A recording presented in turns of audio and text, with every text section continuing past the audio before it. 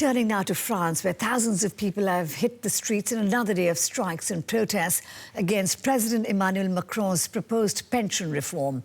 Macron's push to change the pension system has unleashed one of the longest strike actions in France in decades. It's caused weeks of travel chaos. Now, DW's Lisa Lewis is standing by for us in the heart of Paris. Lisa, what is happening in the French capital today? Well, here, tens of thousands of people have gathered to march from a point from the Place de la République in the northeast of the capital to another square in the northwest of the capital. There are 200 demonstrations and marches planned today across France, and obviously the strike is going into its 36th day in a row. That means this strike is longer than the strike in 1968 and the longest railway strike since the 1930s. Let's hear more about what this strike is actually about. For more than a month now, French workers have taken to the streets. They are worried they will have to work longer for and contribute more to their pensions. The reform is one of Emmanuel Macron's key electoral promises. A single points-based pension system for all, replacing the 42 separate pension schemes that offer early retirement and other advantages, mainly to public sector workers. Faced with popular anger, the government consulted union representatives earlier this week, but wants to get the proposed reform through Parliament as soon as possible. Meanwhile, unions insist that the planned increase in pensionable age be taken off the table. The pension age measure must be withdrawn. It's what our actions will be about in the coming days and weeks. As the standoff between unions and government continues, strikes go on, dividing public opinion. It's horrible. I'm tired. I've come back from holidays and thought things have improved, but no, I think it's even worse.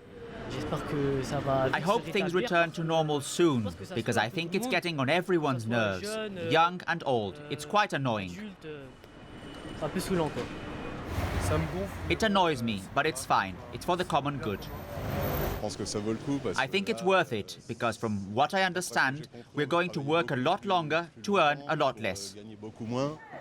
Concessions have been made to some in the public sector, with those born before 1975 exempt from the new system.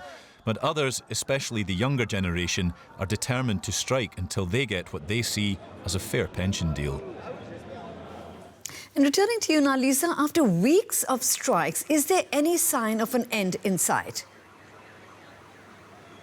Well, negotiations have picked up again at the beginning of this week. The government is talking to the unions and trying to especially convince the CFDT, which is the more moderate union. There's one specific part of the reform that they are absolutely opposed to, and that's the so-called pivot age. That is, the age at which people here would get a full rate pension. The government wants to increase that age from 62 to 64, and the CFDT says no way. If the government finds an agreement with the CFDT, they're hoping to convince more of the French. More of the French are now opposed to the reform than they are in favor of it. However, even if these negotiations between the government and the CFDT actually work out, the other unions have said that they want the government to withdraw the reform. So we can actually get prepared for more strikes to come. They could go on for another few weeks, even if these negotiations work out.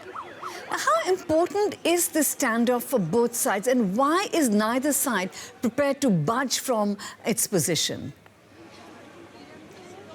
Well, it's crucial for the unions and also for the government. The unions obviously need to keep faith. They need to show that they still play a role, that they can have an influence on government politics. After 1 year of Yellow Vest protests, during the Yellow Vest protests, they were not really playing any role. The Yellow Vests weren't including them really. And the government actually needs to show that they can push through and they can, that they can push through, they can push through a reform, and especially that really crucial reform that the government has said is part of its program when they were elected in 2017. So as you see, it's really important for both sides, and the government, the demonstration is taking off now, so I think I need to go. Yes, thank you very much, Lisa Lewis. In the midst of protests in France, in Paris, being brusquely pushed aside by security officials there trying to keep the protests in order. Thank you very much, Lisa Lewis, for that update.